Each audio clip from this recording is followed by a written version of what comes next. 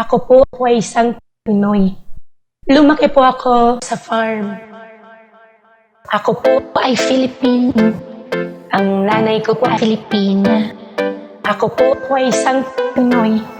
Lumaki po ako sa farm. Ako po ay Filipino.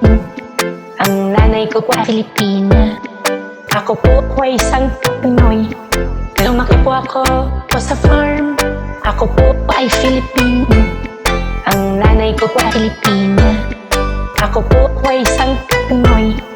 Lumaki po ako sa farm. Nung bata pa ako, di ko kilala nanay ko. Nilagay ako sa farm kasi andun aking lucky charm. Tinuruang magnegosyo at dun ako unting natuto. Ngayon'y malaki na ako, ang aking pera ay lumubo. Ako po ay simpleng tao na merong negosyo. Marami pera ko, di dahil spiya ko ng Chino. Ako po ay Filipino. Ang nanay ko po ay Filipina. Ako po ay isang Pinoy. Lumaki po ako sa farm. Noong bata pa ako, di ako pinag-aral ng tatay ko.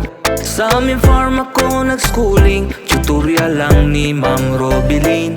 Kahit di na college graduate, basta marunong mag-calculate. Ako po ay may negosyo, hindi spiya ng Chino. Ako po ay Filipino. Ang nanay ko po ay Filipina. Ako po ay isang Pinoy. Lumaki po ako sa farm. Ako po ay Filipino.